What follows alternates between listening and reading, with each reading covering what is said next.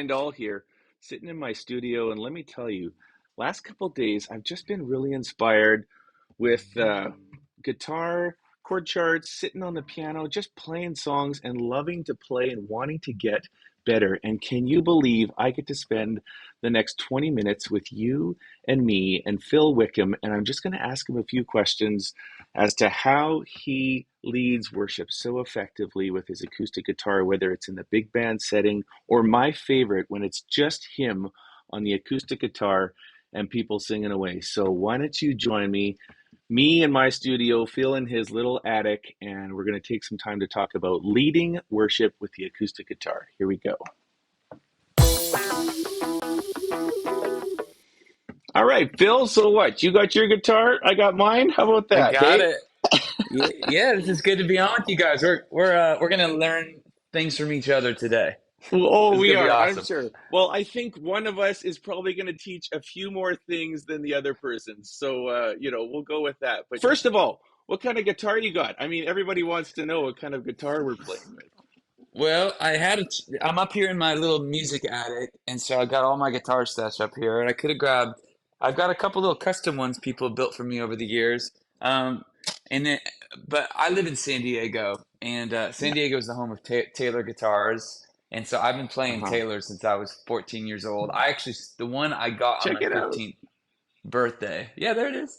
The one I got on my when I turned 15. I still play the most. It's if you've seen videos of me with a Taylor guitar, that's the one I got when I turned 15. They actually my guitar that I had on the road a year ago, the neck snapped, and so I called Taylor and they said, "Hey, we'll hook you up. There's a music store 30 miles away.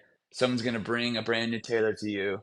Um, and so Taylor literally, well, they said, "Can you hold on to it until we ask for it?" And that was a year and a half ago. So I'm still holding on to it. I love But it. Well, this is a Taylor, what is this? The Grand Auditorium 814. So pretty solid guitar, that's for sure. well, just for everyone to know, Taylor did not sponsor this video. This is just two guitar lovers. We both happen to have Taylors, so I love it. But I'll tell you something I noticed about, I think I've seen this on your guitars. When I see a worship leader and he's got like pick grooves, you can just tell how much he's played that guitar. So some of your guitars, I've seen that, and it just makes me feel drawn to you because I know how much time you've put into strumming the guitar, all for the purpose of leading people in worship. So it really inspires me, and I'm always inspired by what can we do just with six strings and a little hollow box and getting people to like shout out their praises to God. That's really what I want to talk to you about today is how do you use that instrument to ultimately get people singing at the top of their lungs. I've got definitely some questions I want to ask, but just want to open that up to you. Is like, tell me about your favorite space in leading with the acoustic guitar. My favorite space in leading with the acoustic guitar is my favorite space leading with a full band. My favorite spaces to lead in. It really just depends on is the group of people ready to dive in with me. Whether it's a front room of a house and there's 20 people sitting around the fireplace, or whether it's an arena with 20,000 people. The front room could be a much more satisfying experience if everybody in the room was ready to dive in and open their hearts to the presence of God, invite the Holy Spirit into that place. That's when it's an incredible moment, whether it's with a band or acoustic guitar or an arena or in a youth group room.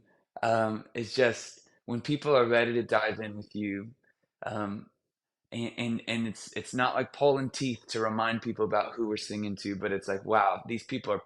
I thought I was here to lead, but these people are preaching to me with their faith.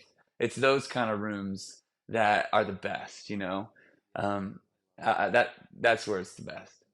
And a beautiful thing I'm hearing you say is you can create that space, that sense of kind of like even intimacy, whether you're on a big stadium stage or you're in a living room. It can actually be the same fundamental thing. It's just you and the guitar, and it's people wanting to dive in, right?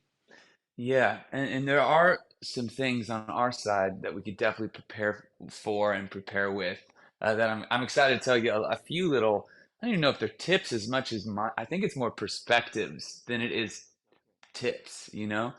Um, because Well, I let's think dive perspective. in. You tell Well, me well, things that are coming off the rolling off your thought, and I've got some points I've written down here. I got very specific questions I want to ask, so let's just dive in. well, perspective number one is don't think you're walking in at a handicap. Don't when it's just you and guitar, don't think, wow, I'm handicapped. How do I think that that's the first kind of hurdle that you're building for yourself. If you're walking into a situation thinking, wow, I'm handicapped. How do I get over this hurdle of no having no band?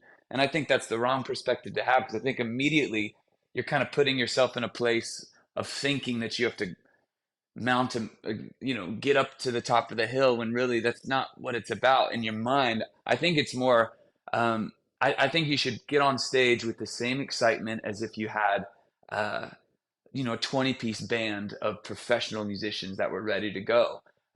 It's obviously a different dynamic. I mean, you can't obviously that, but in your heart and in your mind, to walk on stage with no sense of like, I am lacking or I'm already defeated and I got to figure out a way to get a W here.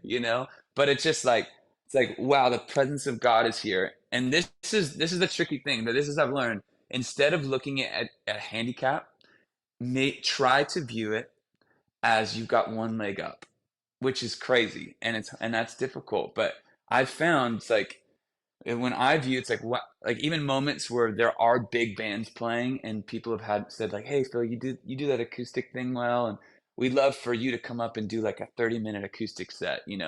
And then this huge band is playing and that huge band is playing, and I used to think like, oh, like wow, I gotta dig myself out of this hole.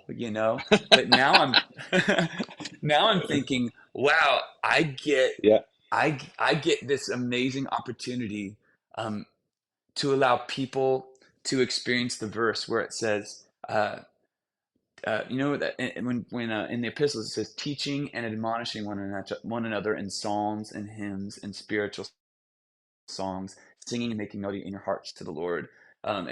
I think that's a beautiful picture of what it means for the New Testament church to be singing and worship. It's not just the guys and the people on stage projecting sound to the audience and saying you can follow along if you want, but that verse is saying everybody through their faith and through the sound of their voice gets to preach to each other. And so with that kind of like all those frequencies dying away and all you have is a voice and an acoustic guitar, you get an opportunity for people to hear each other sing, which I think you ignite something fresh in the human soul and the human heart when the people of God are the loudest instrument in the room. It's a really special, unique thing that that just you and a guitar leaves room for.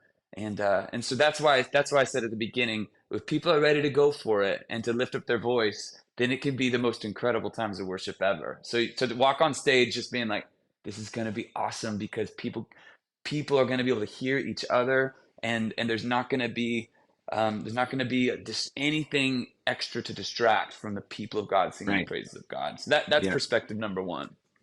I love it.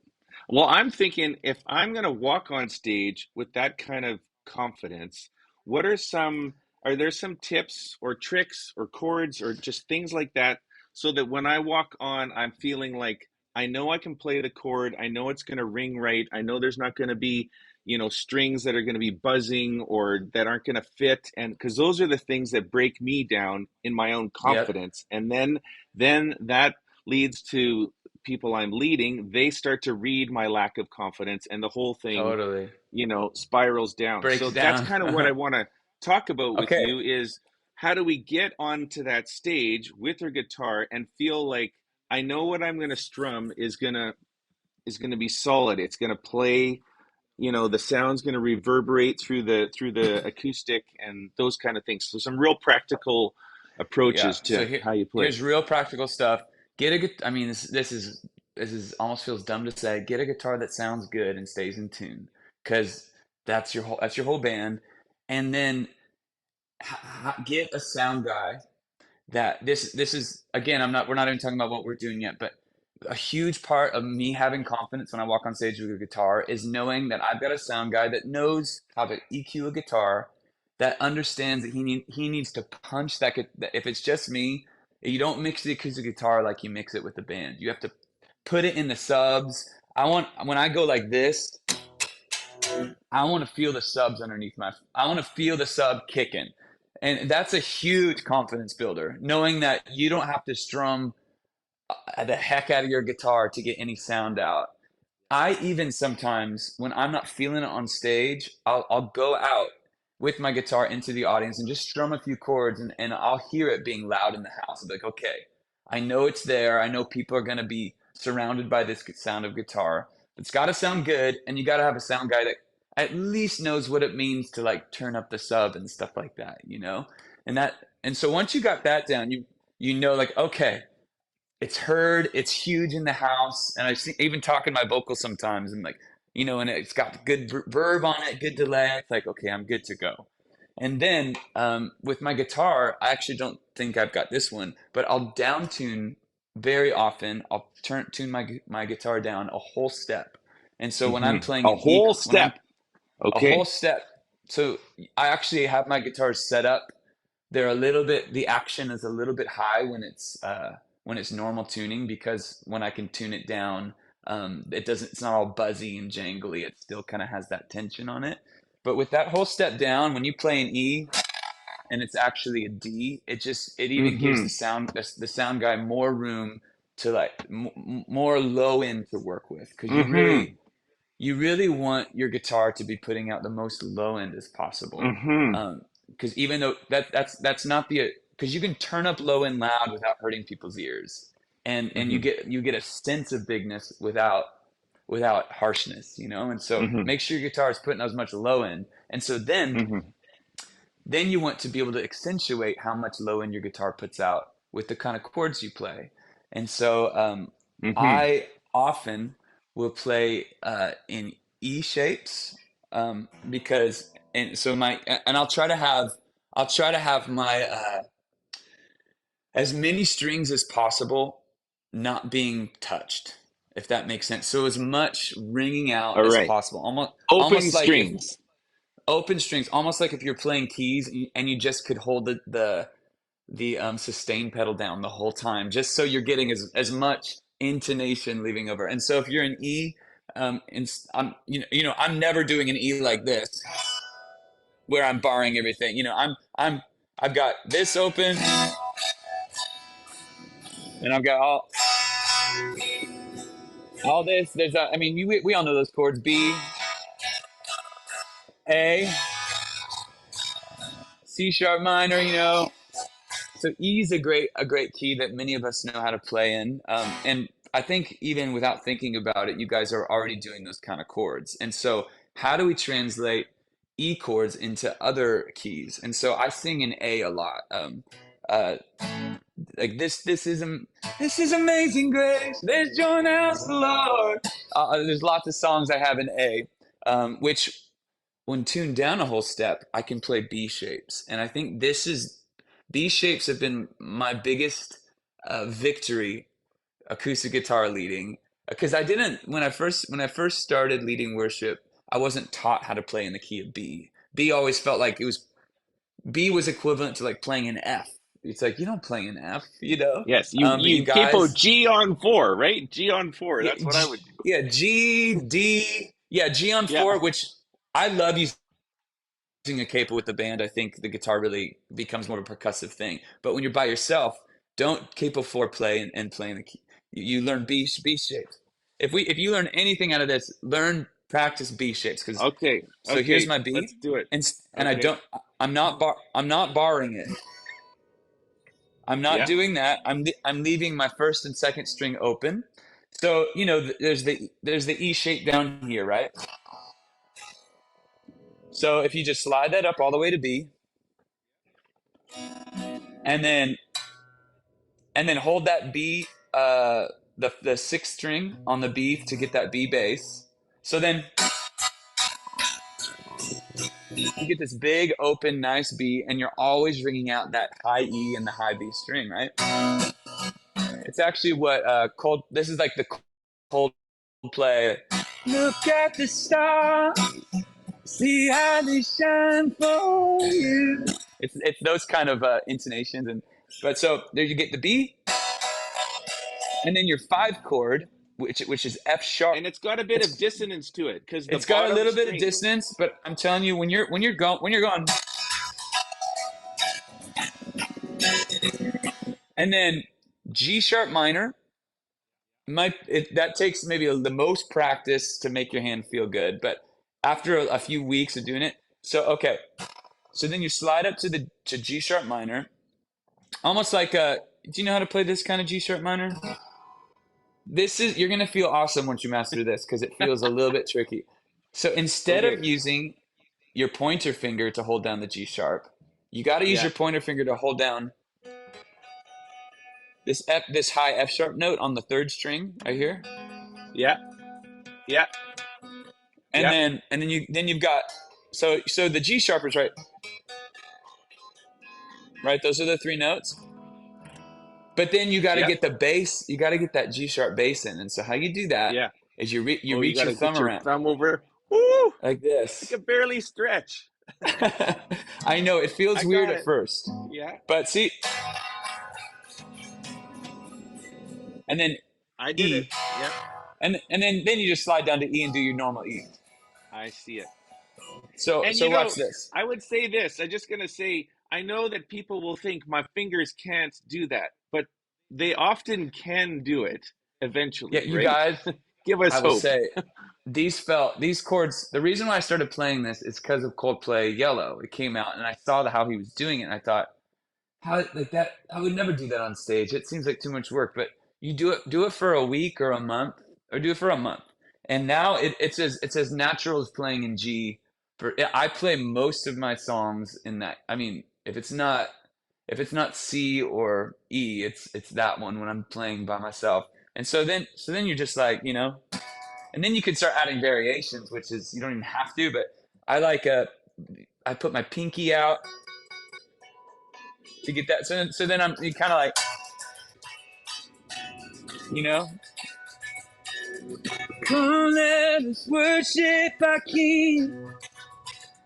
And then just to the E, he has done great things. Just on the E ring out.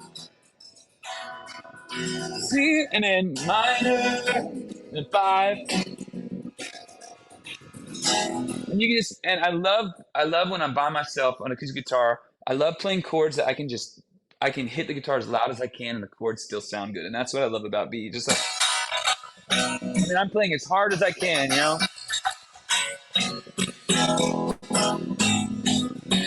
And here's the thing though, is putting your two tricks together is you're playing B-shaped chords, getting the full sound of the guitar, but you're actually playing an A because your guitar is Yes. tuned down. So your voice is not so stretched, better for acoustic environments. So that's like the magic sauce is putting the two kind of tricks together like that. Yeah, playing in B, down tuning, knowing it's in the PA, and walking on stage, not feeling like you're handicapped, but that wow, I get an opportunity to kind of do a fresh thing right now because people we get to fill the room with praise, and even telling the people that's another thing too, is that sometimes I wonder, and this might just be in my mind, but I don't think so because after doing it a while, sometimes I wonder that when people see some guy just walk on stage with acoustic guitar that they also think like, oh, poor guy, he's handicapped sometimes, and you just feed that notion by thinking that as well. But if you get on stage and it's you treat it like I'm not handicapped. No, this is going to be powerful because of this, because of that. You might even say, hey guys, this is my whole band right here today. But it's not really because today we get an opportunity for the people of God to preach to each other. So we're going to even start a cappella. There's joy in the house. Come on, everybody. If you get on stage, knowing where you're going on the acoustic guitar, knowing where you're going on the set list, knowing that it's not a handicap, with that kind of confidence, people Yeah, will follow, and it's yeah, always sweet to see. I believe it. Okay, we're already at 25. I feel like I could go to 50, but in this short amount of time, you've already transformed how even I approach the guitar. Like tuning it down, I just don't do that enough because too much what I do is I go up on the capo to get it into my vocal range, but then I'm just playing these high notes. I'm not getting that full bottom end. So that's a game changer for me on my Taylor. And the second is I have been afraid of the key of B for sure. I do not play acoustic guitar in B. I'm gonna change that now, and just I gotta like get my thumb worked over the bridge there. But because the advantage of just playing with acoustic guitar is people can hear themselves versus if it's with the full band, sometimes the congregation's voice gets lost in the massive sound of a band, right? Especially at so many churches. So if it's just acoustic guitar, it's like it's you, it's me. Let's light this up together. So Yeah, embrace it. yeah, I think yeah, that's probably the biggest thing out of all of this is like yeah, embrace those moments as special, and like yeah, something can happen in this moment that couldn't have happened if we were on a really clear track with the band. We got more yeah, flexibility, we yeah. can hear people more, all that stuff, you know. Yeah, love it. Okay, thank you so much, Phil. And you just got to know we're super fans of you and your Oh, ministry, all the videos, the songs you're bringing out. You know, we're like right on your tail. If you even breathe a song, we have it orchestrated the next day. So, I mean, and you're helping share with your social media to us and various, you do shout outs. We just love it. And we're right there with you for this journey. So, super grateful for you. you're so kind. We're grateful for you as well. I point many people your guys' way just because it's so easy and helpful and professional. And we got Yeah. more songs come. They're not a commercial, but I'm really excited Oh, to cool. share. We're mixing. We're getting close to mastering my new project, and these songs again. Yeah. I just cannot wait. I cannot wait to share them with you guys. So I know. I think we already have one in the tank. We're just waiting to release it. If you'll just, we can get to that single release day or whatever, but we are right there with you. So I'm super excited about that. Love it. thank you All so right. much. Thank you. It's Bill Wickham just on the acoustic guitar. I hope you'll take some time to learn some of these chords and step onto that stage with confidence and embrace it and go be the worship leader God called you to be. Check it out. See you later.